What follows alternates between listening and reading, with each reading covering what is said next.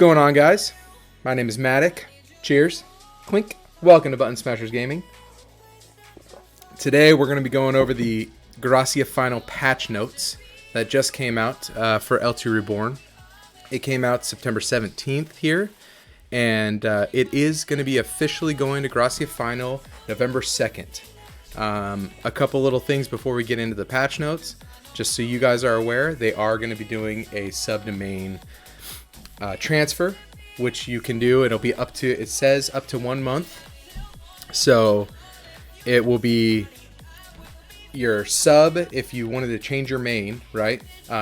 So long as your sub is 75 and follows the sub rules, right? You can't make a light elf your new main if you have a dark elf as one of your subs. You have to be able to still follow those requirements. But so long as that class is level 75 and does follow those requirements, you will be able to switch your main class to one of those subs. Just because you want to see or want to be able to be aware if like another class becomes super overpowered or your class got the nerf hammer, you know, that kind of stuff. You will be able to switch it out. Or if, you know what, if you're just fucking bored, you're bored playing a tank and you want to play a nuker, or you're done with a nuker and you want to play a dagger, whatever, right? Definitely consider it. Keep stuff fresh and have fun. Don't just play the meta just because.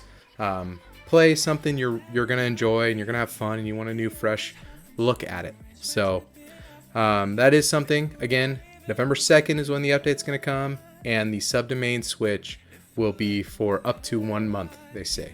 So definitely consider that. All right, now we're going to go over the Gracia Final Patch Notes here that just got released from them. It's on their Discord. You can definitely check it out through the Origins part of that Discord. And they have links to it, and you can go right to these, follow along if you need, and definitely check it out. So, a lot of this stuff is beyond me. Again, I'm a button smasher, so bear with me. Luckily, we do have a good amount of people watching and are going to give me some side notes here to definitely bring up. So let's start here. So the first thing here is Territory Wars.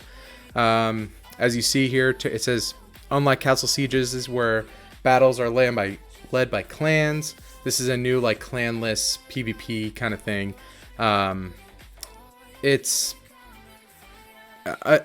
not something super important, but it's definitely something more fun to do, right? It's going to give you more things to actually do into the game, and I think that's anything that adds more content is always a huge positive, right? Whether it's something you may be interested in or not, on that PvP side, on that more grander scale, it's still a positive, right? It's still definitely a good thing. So they go into Territory Wars. It looks like it's going to be in all the different areas, as you guys can see. Territories consist of a castle corresponding to town or village, territory, fortress, and hunting grounds. There's currently 9 different territories, right? The Galudo, Dion, so on and so forth. All the way down. So it's going to go in and talk about the different territory wars. When you become a lord to it, things that are required to become the actual lord. It talks about different castles, and there's a actual quest you have to complete called Path to Becoming a Lord. I don't know a ton about it, but basically it's as great as it sounds, and it's great because you're going to be able to participate whether you're in a giant clan or not. You can join as a mercenary. The long and the short of it is basically it's another big thing for some of the big clans to now own more shit, is basically what it comes down to. But it's like a temporary clan hall, right? And it's definitely worth it. It's something fun to do. If you're bored, fucking join in and have a good time, right? You don't need to be part of that fucking mega clan to be able to do it. So it's basically just talking about the beginning, going through it, all the rules, fancy other shit, different how to win, all those kind of stuff. I don't know a ton about this, so I'm going to kind of breeze through it a little bit here, but that's the long and the short of it. You get some positive things if you do end up owning that territory, as you see here. If you own Gluto, you get 1 strength and 1 int, Dion, a dex, and a wit, those kind of things, and it goes all the way straight down. Benefits for each of them. Now, one thing that is pretty cool is you can get some items sold by the territory manager, right? So, for example, like the weapon's S grade here. As you see, it has the warrior type, wizard type, melee or magic type weapon. It's something cool. It's something you can definitely have on, especially with belts and, of course, BSOs because it's a clan hall. But again, I don't think this is going to be anything crazy game breaking, anything that's really going to change what you want to do, what you want to get out of it.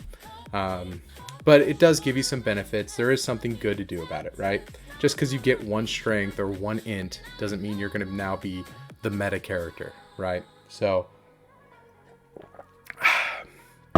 definitely something to look into, similar to, apparently you can buy some products, you can get a cloak.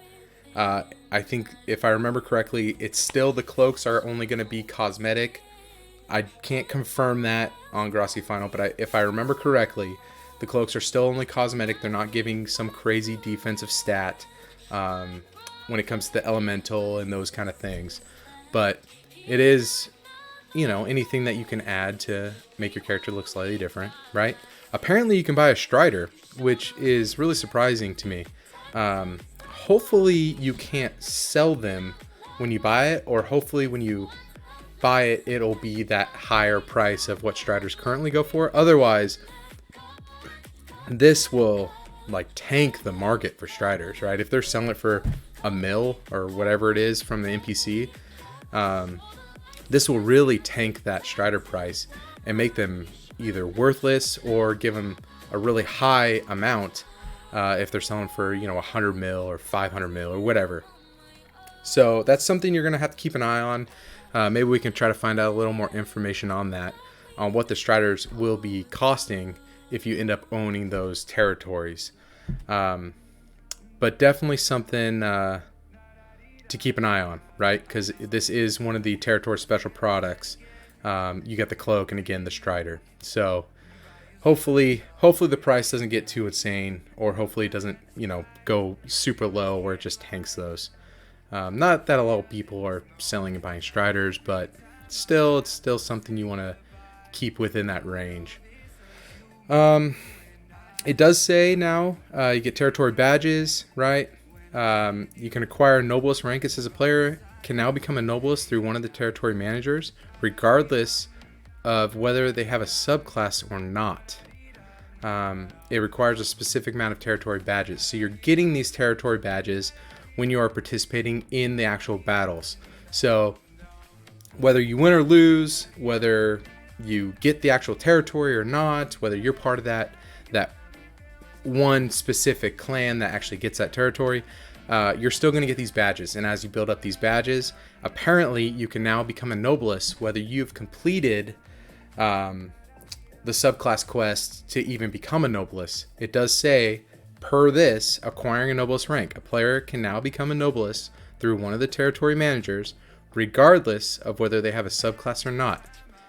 To do this, it costs a specific amount of territory badges. We don't know how many currently, but this does limit or really help reduce that requirement of subbing and then getting that sub leveled up again, and then having to do the Noblest quest again, wait to stab Bam with a bloody dagger and all that garbage, right? So now you can do this, which is cool. It does kind of limit the Noblest rank a little bit there, but you don't get, it's not a make or break thing being a Noblest or not. So there is that. Quest rewards for exclusive territories.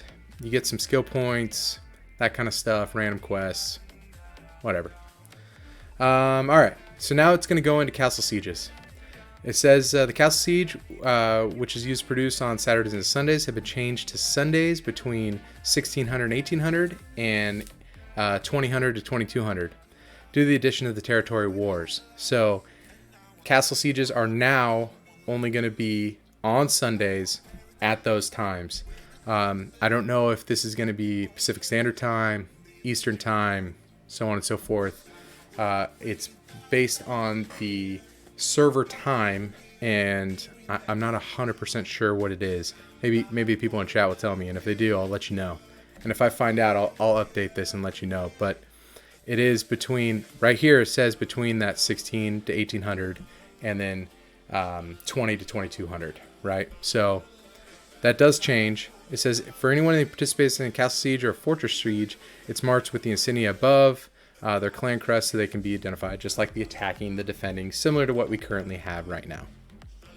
The fortress siege, it has been changed to not be able to register for a fortress siege starting 2 hours before the territory battle.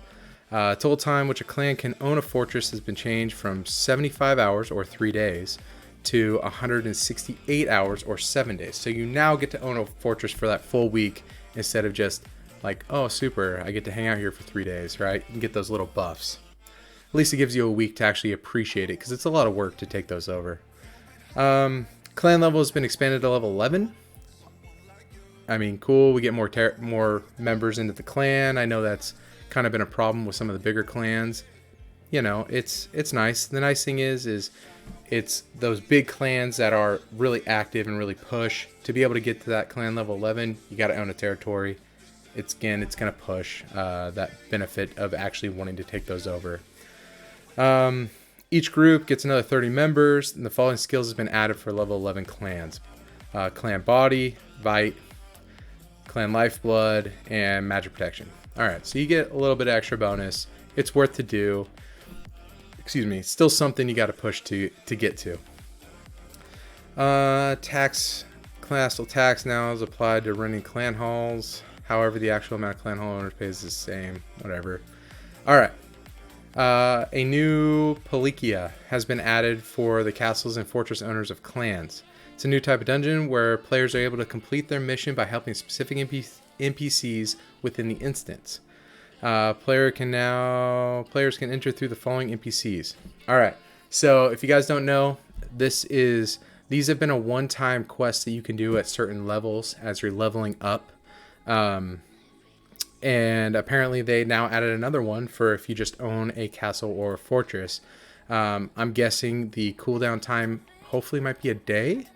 Currently it's a one-time thing that you do as you level up, but maybe when you own a castle or a fortress, it might be a daily event or something else that you can actually do and get some decent experience and some skill points and so on and so forth. So again, the long and the short of it, talking about the fortress and the castle sieges and all that kind of stuff, we added more stuff to the game. Hell yeah, right? Anything that allows you to do more things, it's always a huge positive. So PvP, if you play Lineage, that means you like PvP. Long and the short of it, right? The Olympiad's always been a 1v1 to become a hero, to really push and that kind of stuff. I love that they now add 3v3s to the Olympiad. That is so freaking cool, right? Now you can get you and 2 of your best friends and go freaking ham and have some fun. Now that a healer is not just going to get the crap kicked out of them in an Olympiad, now you're going to be part of a 3-man group. You have a bishop or a shield elder or a warcraft, whatever. You get to fully buff everybody. You get to go freaking battle and have some fun. 3v3 Olympiads, I am pro anything that is like a ranked 1v1, 2v2s, 3v3s, so on and so forth. I think this is a huge change, and I think that it is definitely something that I would want to participate in and have a good time about it. We'll read a little bit about this here. It says, in order to participate, you must be part of a 3-person party, obviously. All characters participating must meet the normal Olympiad requirements. So you got to be able to actually compete in the Olympiad to do 3v3 Olympiads, which again makes sense.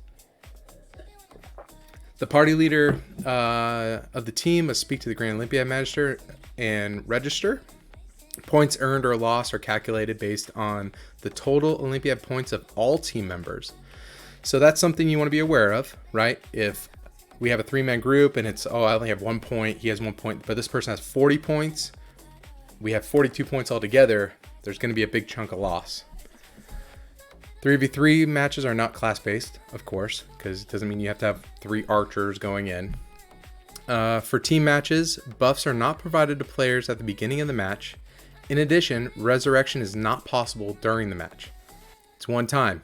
You get stomped down, you're staying on the ground. Additional items have been added to the reward list to actually get through your Olympiad points. The method by which points are rewarded are different through traditional 1v1. The rest of the game adheres to the existing Olympiad rules. The point system is set up as follows.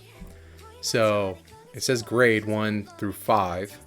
The basis, top 1% of the winners, top 10%, top 50, so on and so forth. You're getting points no matter what. You're battling, you're getting points. Which to me means just go do it. Let's do it. There's not a negative to this, right? If you lose, who gives a shit? You had a great time. Look at, you're grade 5. All participants below the 50% basis of the Olympiad, you're still getting 20 points. Fuck yeah. So go participate. Go have some fun. Do something out of your comfort zone. If you don't PvP in these Olympiads because it's big and scary or whatever, I don't know, whatever, I'm going to lose. Who cares? Go fucking play and have a good time. Sign up. We want people to play. We want to have a good time. Definitely sign up. It's still a positive thing. Now, notice Noblest Gate Passes are no longer provided. Olympiad tokens are now given in place of the Gate Passes. It's the same thing, right? They just change them to tokens. Previously, resisting awards can still be purchased through the Gate Passes. It means they're not getting rid of it. You can turn back into tokens. Players can receive rewards regardless of their win-loss record if they have participated in more than 9 Olympiad matches, right? You're still getting stuff even if you lose. Play. It's good. You want people to play with. Even if you get the crap kicked out of you, who cares? You need to do it 9 times. That's it. So definitely give it a shot. Level 80, and you never know. Maybe you'll win. Maybe that person's AFK and just signed up and their kid was yelling and screaming and they had to leave, right? Maybe you'll get a W. Who cares? Play. Level 83 Forgotten Scrolls have now been added to the list of rewards through the Olympiad Manager, right? So that's important to know. Not that any of my characters are 83. Honestly, my highest character is 76. But still, you know, for all you super meta hardcore gamers that hit 83. The following items have also been added and rewards to the Olympiad Manager. Let's see. Temporary healing pots, t-shirts, 30-day temporary rings, necklace, jewelry, that kind of stuff. It says that the following number of Olympiad tokens are provided when a player wins the Olympiad match. All right. So, a non-specific match, this means a 1v1, you get 30 Olympiad tokens if you win. Right? If a player wins, yes. So, 30 tokens if you win on non-class. If you do a class match, which means a dagger versus a dagger, or I'm sorry, like a treasure hunter versus treasure hunter, a bishop versus a bishop, so on and so forth, right? Same class battling each other, 1v1, you're getting 40. That's how you become hero. And then the 3v3s, you're getting 50, right? And I'm guessing, I don't know if the 50 is divided between all 3, if everybody gets 50, I'm not 100% sure, but it does say 50 Olympiad tokens. Other changes. Olympiad tokens can now be used as noblest teleports instead of money. Super, no one's going to do that. All skills with a reuse time of 15 minutes or less will be reset when the Olympiad is summoned in there. So if you already had the cooldown, say you're a healer, like me, I'm a healer, I invoke to get my mana back up. As soon as I get back in there, invokes reset, right? So I can actually use it in there. Not that I would, but I could. It's been changed so that the Blessed Spirit Shots, Blessed Spirit Shot, and Blessed Beast Spirit Shots cannot be used in an Olympiad area. Hold on. It has been changed so that the Blessed Spirit Shot and Blessed Beast Spirit Shots cannot be used in an Olympiad arena. So I guess just regular Spirit Shots? Huh. I don't know if you could before, but it says it's been changed, so I guess you're not using Blesseds when you get in there. You need to have a stack of regular Spirit Shots, which is important to know. Limit that damage, I guess. The bonus points, which have is given to a hero has been changed to 180 points. I don't know what it was before, but now it's going to be 180. So on, I think overall on the Olympiad and the PvP, I think it's all positive changes, right? It's encouraging people to want to jump in, play, have some battles, have a good time. Definitely good changes. Now, the Gracia Final, which is what we're currently talking about, you can turn these, you can turn it into that hawk, those aerial combats, right? You're gonna have flying because there are the seeds and that kind of stuff. If you guys kind of remember that, it says there's a new PvP system, Aerial Cleft, that has been added and is only accessible in Gracia. Conditions to participate: anyone that is 75 or above who has obtained a flying transformation skill can partake in the arena. Parties cannot enter the actual thing or be created inside, so you got to do it individually. And it cannot be entered if a character is registered for another PvP, like Olympiad or the Underground Coliseum or the Cube or so on and so forth, which we'll get into those. It looks like you can register. It's divided into 2 teams. As soon as 9 slots are filled on each team, the game lasts for 25 minutes, and the winning team can do an aerial collection. I don't know what that means. Players can join a game that's in progress if there is room. However, they will only receive a reward if they participate in more than 15 minutes. So it's a 25-minute game. Got to be in there for 15 minutes to be able to get anything. The team that requires the most points at 25 minutes actually win. Points are acquired when the crystal cores are destroyed or when the enemies are defeated. So you're doing PvP, aerial combat.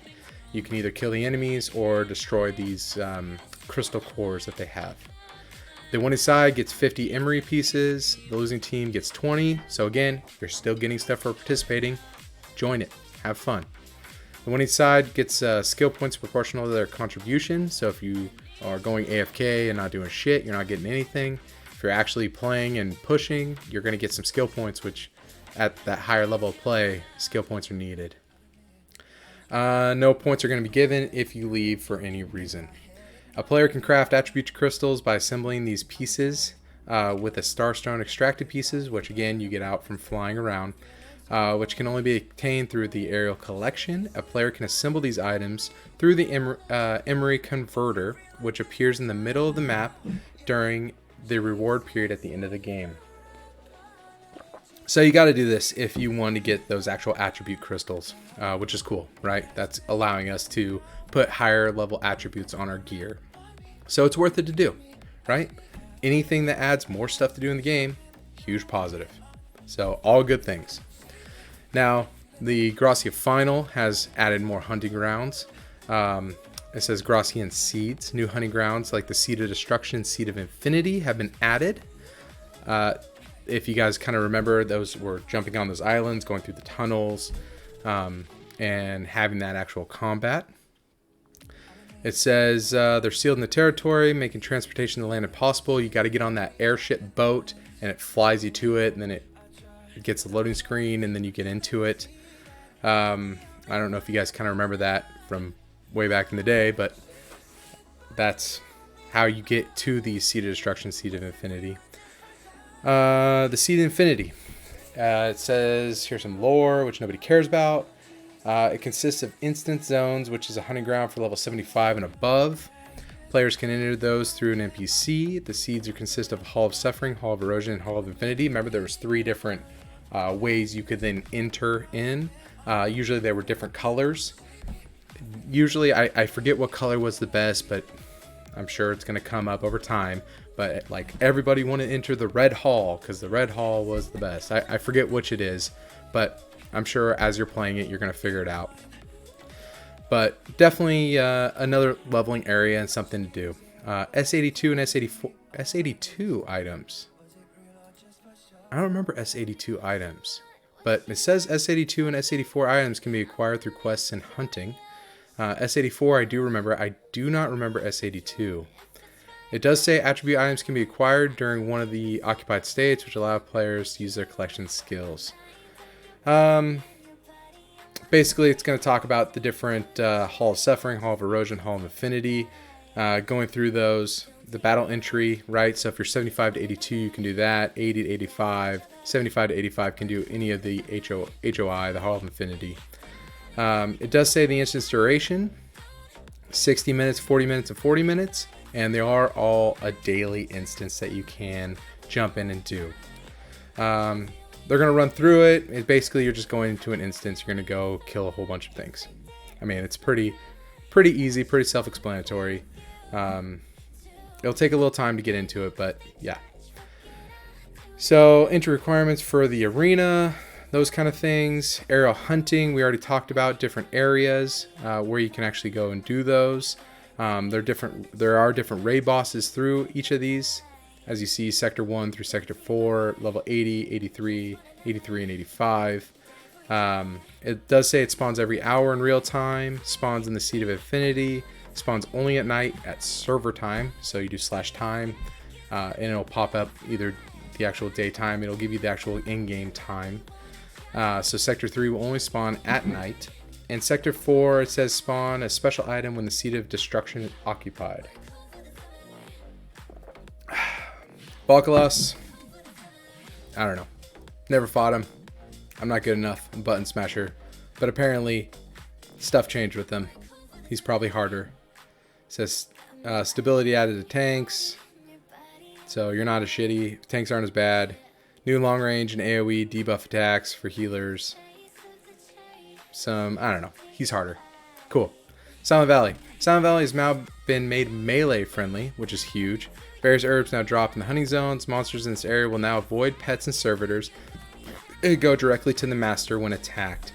When monsters are hunted, a treasure box of ancient giants and a treasure box of guards will randomly appear.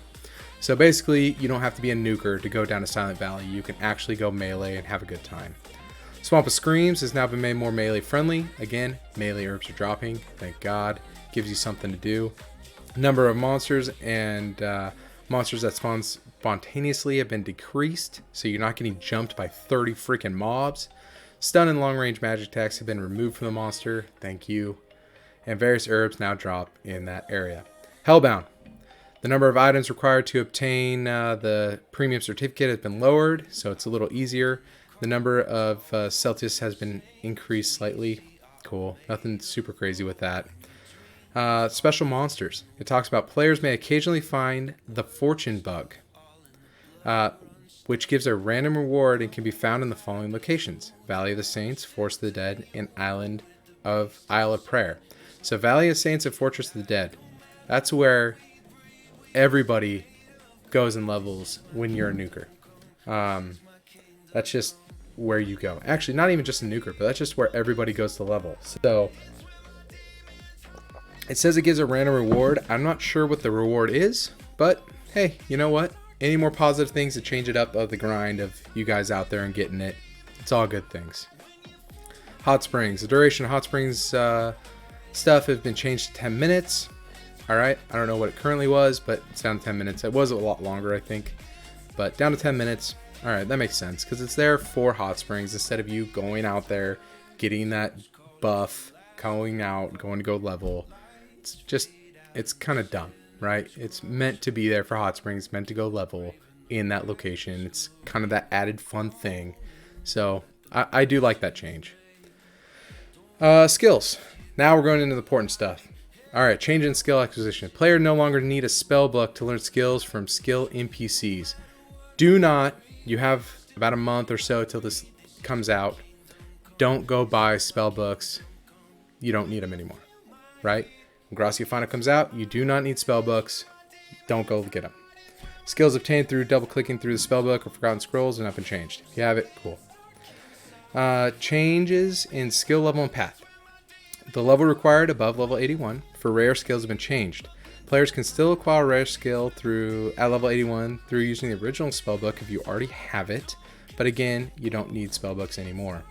Forgotten Scrolls, the Archer Will, Fighter, Magician's Wills, common skills for all classes, and the Forgotten Scrolls. So it's showing you where all these are actually dropped by. As you see, it's a lot of Hellbound, some of the seeds, some of the main big raid bosses, the epic raids. And then, of course, the Olympiad through the Forgotten Scrolls. All right, high-level skills changes. So now we're getting into the meat and potatoes, the important stuff into this. This is a big update, so pay attention, right? Phoenix Knights.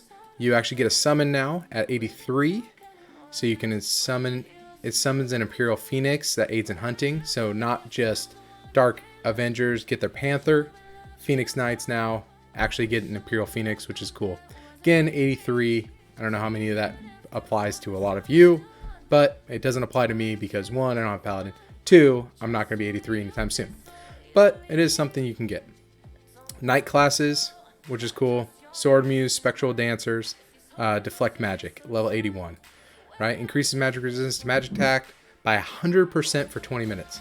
So this is allowing your Sword Singer, your Blade Dancer, and your Knight classes, being the tanks, to actually resist some magic. That's a huge thing. I really like that, especially since tanks should be tanky, and Sword Singers and Blade Dancers get the crap kicked out of them when it comes to PvP. So I do like that they're getting that buff as well. Now the Sword Muse Sonic Purification provides an 80% chance of removing a party member's debuff, and for the next 2 minutes increases the debuff resistance, which is nice, and decreases the power of received HP recovery magic. I don't like that. So you can't get debuffed as easy, but you're also not getting healed as much. I'm not a huge fan. Dance is Zerk, so Blade Dancers get Zerk now. That's a huge buff. Again, you got to be 83, but their Blade Dancers are doing a lot of damage, an impressive amount of damage. You definitely need that. That will make a huge difference. They're going to be running out of mana, but there's a lot of dances that you're going to want from that Blade Dancer. Going in, Duelist, Dreadnought, Titan, all the chonky boys, right? You Champion's Favor. For 30 seconds, you call upon your hero reserves to increase your skill, power, and ordinary attack damage by 30% in PvP. That's cool for Fortune Seekers and Maestros. Duelists, Dreadnought, and it's cool for Dreadnoughts too. But Duelists, Titans, GKs, and Doombringers already kick the shit out of stuff when it comes to PvP. So now they're going to be even better. So if you're running around as a Gladiator, you are now at 81 going to just be stomping on kids 30% harder for 30 seconds. Pretty cool. Dreadnoughts needed it. Fortune Seekers definitely needed it. Maestros definitely needed it. Duelists, Titans, GKs, and Doombringers, I don't think they really needed that. But since they got it, they're going to be scary running around. GKs, you get GKs and Gladiators can immediately bring their stuff to max level now, which is pretty cool. Again, level 83 skill.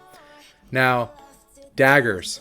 Daggers got, this is like the patch of daggers. Adventurers, Wind Riders, Ghost Hunters, right? Human, Dark Elf, Light Elf. You're getting hide. You get stealth. You get to go invisible. You gotta wait till you're level 81, but your movement's decreased, but you get to go invisible. So you can go stalk people now and go kick the shit out of them. You also get to get Dual Dagger Mastery, which when you use a Dual Dagger increases your P attack and your deadly attack by even more. So you're using duels with invisibility. As we're going down, there's more skills for daggers too. 7 arrows for all the archers out there. Shoot consecutive arrow attacks for an enemy with 4,000 power added to the P attack. 7 shots. That's another power shot. That's not too terrible. Enlightenment. 20. So this is all your nukers.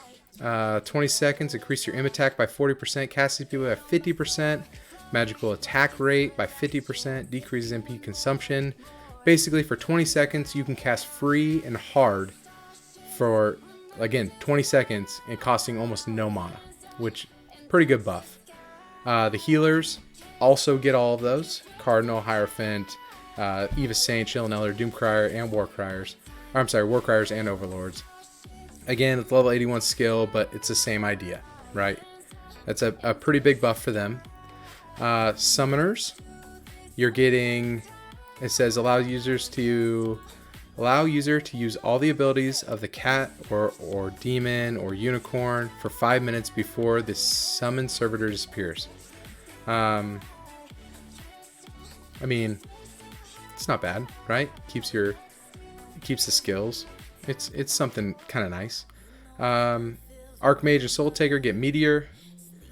Mystic Muse and Storm Screamer get the Starfall. Again, both 2 large nukes that get to drop down.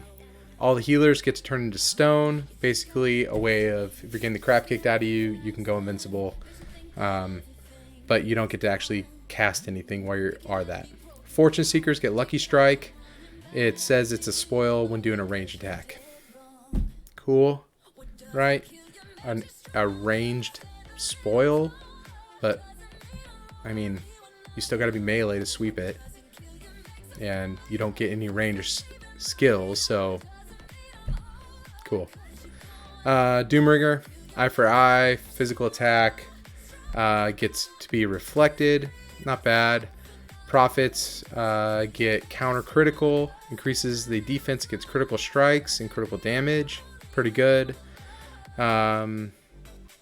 So Doombringer, or I'm sorry, Dominator, Onslaught of Parago, says give damage to nearby opponents and decreases their HP. Okay, same idea. The Great Fury, in case a Burning Chop skill is in use, it initiates Great Fury, which increases attack speed dramatically. Cool. I mean, any little buffs they can get, I think they're underappreciated when it comes to PvP, PvE, that kind of stuff. Although the buffs are great that they get and they give, the DPS that they pump out is not impressive. So I think those little buffs will be nice for them. All the mages, Magician's Will, increases magic power, magic speed, magic crit rate, decreases MP consumption. Cool. That's always nice. Something that procs. Your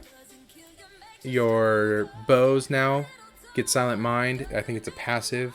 It says it doesn't cost you mana to shoot your freaking bow. That should be a level 40 skill, but not till 81. So going through, those are the high level skills. Going into the lower level skills now, the sub 80 actual skills. Night classes, you get Reflect Magic, which is pretty cool. Warlord, you get and Dreadnoughts, they get an actual single target damaging thing, which is needed for them. All the Soul Taker, the Archmage, and Mystic Muse, those kind of things all get sigils, so you can wear that. Similar to the healer, basically makes you get mana back faster, increases your damage or your healing based on what you are. The buffers as well as the summoners all get those skills as well. The Warcrier gets the Burning Chop. The bows, apparently bows can locate your daggers that are invisible, which is kind of nice. I like that they give that little cat and mouse kind of thing. That's I think a pretty cool little deal. Bounty Hunters, as a bounty hunter main currently, gets collector experience, increases the shield defense, and increases attack power when using a blunt. Okay, it's still not enough for him, but cool. You get something. SEs, this is a huge buff for SEs, right? For Shilling Elders. Stigma of the Shilling, you get at level 40, and it says dramatically decreases resistance against nearby weapons of enemies, right? So it weakens enemies. It makes them take more damage. You're going to be using this skill constantly if you become an SE. So just consider that and think about it. Camels, you get souls when attacking. Cool, because your skills, take those souls, and you actually get it just attacking. Huge bonuses for the Warcrier and the Overlord here on this update. Warcriers never had Windwalk. Now they got Windwalk. They got Chant of Movement, which gives you Windwalk and Evasion. They already had the Evasion skill. Now they get Windwalk to that. It's those combo buffs, and they get it at 72. Great buff for Warcriers. Overlords get Might and Shield combo. They get Focus and Death Whisper, which they didn't previously have. That's a huge bonus. And they're getting Blessed Body and Blessed Soul. Again, they didn't have those buffs. Now they have that as a combo. 70, 72, and 74. huge, huge, huge buffs for those overlords. Another big buff for those overlords, which we're going to get to here in a second, but overlords can now buff party members. You do not have to be in the clan to get an overlord buff. It's a huge W. A great change for them. All right. Enchanting skills. Enchanting skills is going to cost a lot less. Changes to existing enchanted skills. Different things and different ways you can go. All good things. You know, you want to have options. Options are always good. Extra skill options. All right. Changes in actual skills. The reuse time of player skills have been reduced to a quarter and is no longer affected by attack speed. So gone are the days where Destros have to switch to a dagger, use their guts or whatever, and then switch back to their weapon. It's not affected by attack speed anymore. You just need one weapon. Thank God. Right? And those cooldowns have been decreased to a quarter. Reuse time have been changed and increased a little bit. Those are the regular nuke attacks with the nukers, Blaze, Death Spike, so on and so forth. They've been changed to 4 seconds are the Prophecy of Fire, Prophecy of Wind, Prophecy of Water. So those now have cooldowns, cost 10 Spirit Ore with a 4-second cooldown, and you can buff it to multiple people. You do need to be in party to do that. 15 minutes for your ultimate defense and those types of skills, ultimate evasion. It's been changed to 10 minutes for your guts, frenzy, decoy, summoning your CP pots, summoning arrows, that kind of stuff. Blessing of Eva has been changed to 30 minutes. Changes have been now altered a little bit with those bows and the recovery, quick like skill reuse time. So quick recovery has been down to from 30% to 20. Song of Renewal, Song of Champion, Blessing of Sagittarius, again all down from 30 to 20. So they're not quite as powerful, but the skills have already decreased anyway. Again, Prophecy of Fire, Water, and everything is now for party members. Superior healing occurs from heal skills and now heals them 3 times the power, which has a chance you could crit to a heal, basically. Lethal shot and lethal blow, the instantaneous death has been decreased, right? So you're not one-shotting stuff every time now. The success rate has been increased for daggers, landing your skills, the deadly blow, the critical blow, lethal blow, backstab, those kind of things. The success rate has gone up, so really nice. Feels like the patch of the dagger, right? Going invisible and those kind of things. Hate no longer takes mana now, which is huge. I love that. Orc mages can have a MPVR passive, so as you're attacking, you're going to be able to VR back mana, which is really nice. Excuse me. Kamel, I don't know anything about Kamel, so I'm just going to skip it. But basically, your reuse time and duration have been changed, and it looks like it's been decreased. It has been changed to improve skills, so improved condition, improved combat, and stuff like that can now be actually removed if you get, remove Windwalk and those kind of things. Those dual combo buffs can be removed. It has been changed so that clan skills used by Overlord class can now be applied to party members. Thank God.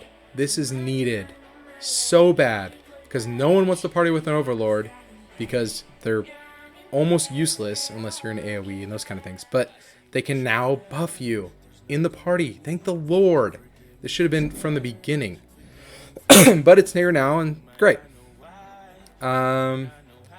Aggression, hate, it's now maximized. 100% change. If you get hated in PvP, has a 100% chance now to change you to that person that did that skill. Threat's been decreased with major heal. Following stuff has kind of been changed to different levels. You can get a couple different skills when you're a tank now. Sixth Sense, Expose Weakness, those kind of things. Expose Weakness as a Duelist Dreadnought Titan, that's pretty big. We got,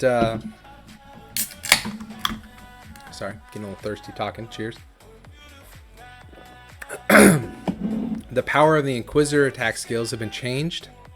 So, healers that go Inquisitor they're doing significantly less damage in PvP. PvE will still do the same amount of damage.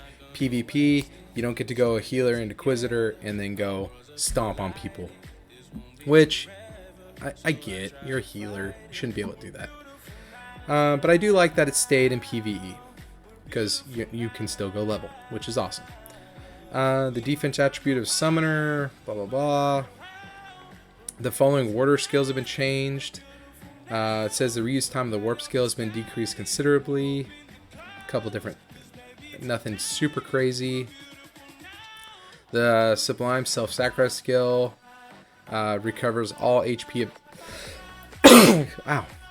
of all the party members and makes them invincible for 15 seconds. But the reuse time has been changed to 1 hour. Let's see. Lightning Strike. Basically, it's a debuff now. Eye of Parago and Soul of Parago. Magic power increase, magic resist increase. Let's see. Miracle skill has been changed to 1 hour. Purification fields changed to 30 minutes. Blue Talisman Invincibility. Let's see.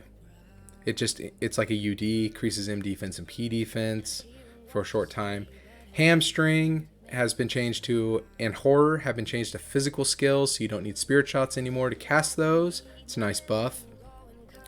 Lord of Vampire will now stack with other vampiric type buffs. Also pretty cool.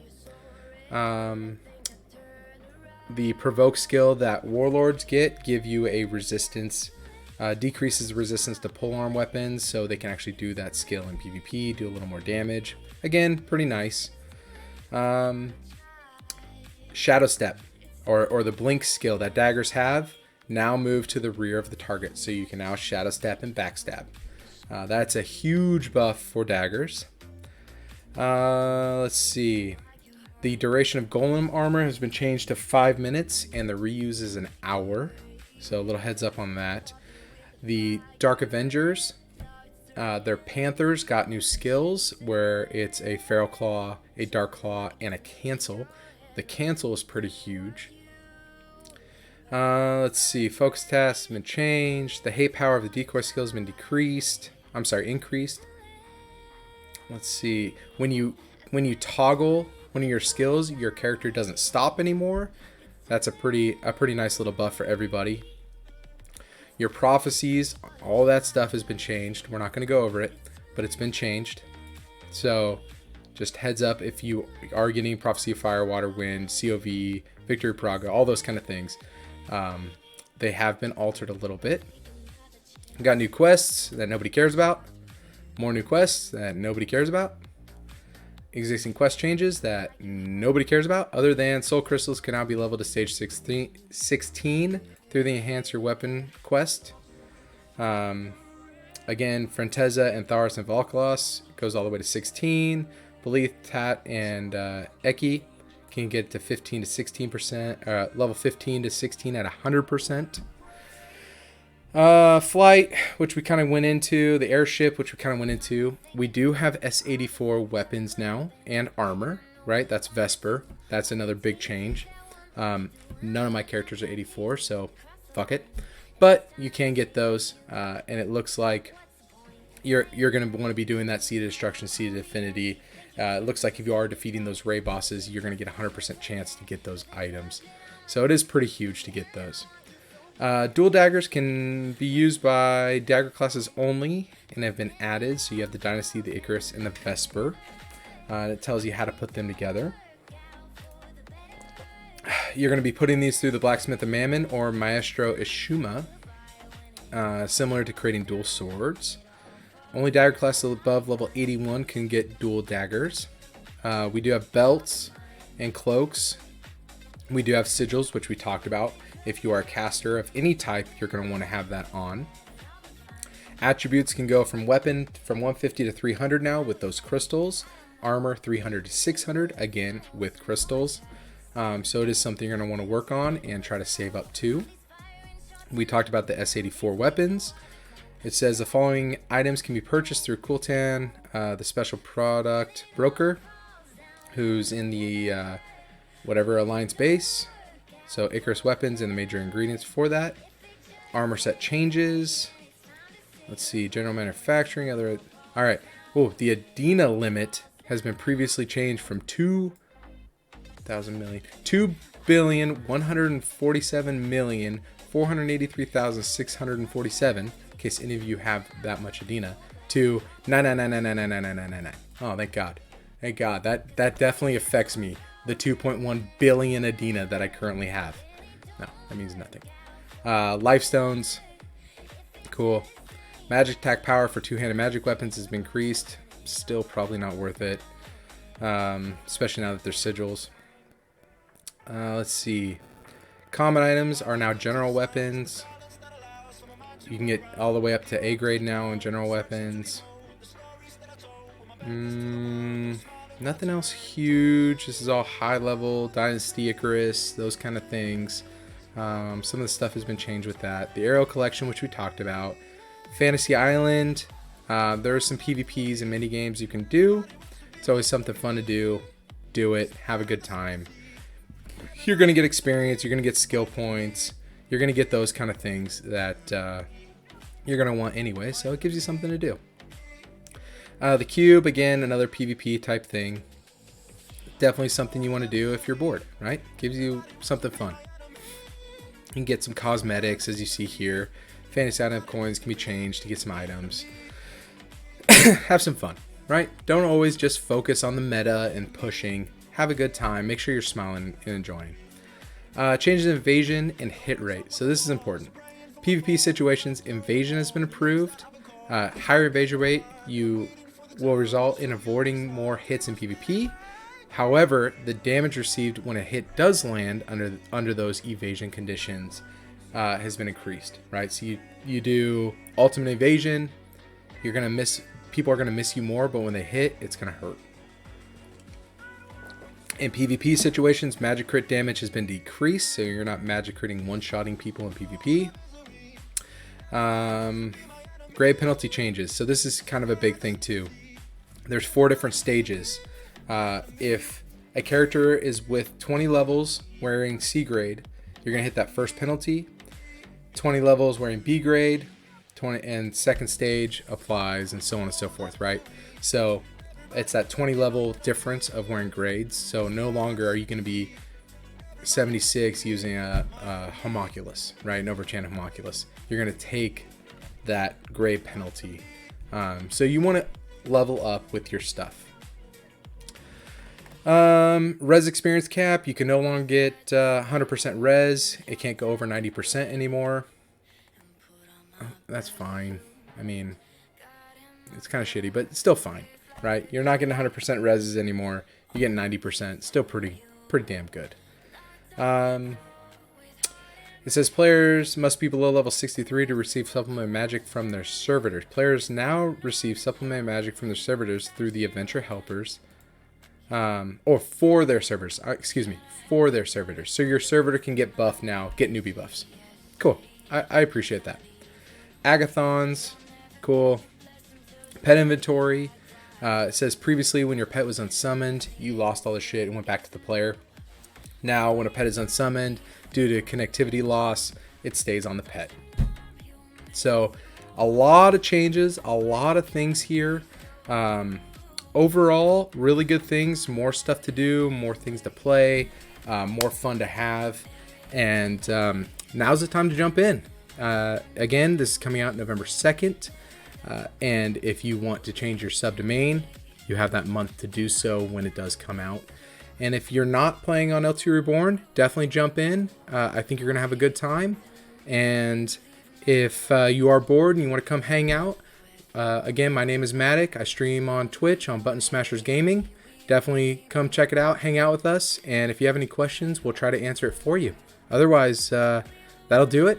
Let me know if you have any questions in the comments below, and I'll try to help you out. Otherwise, cheers. See you next time.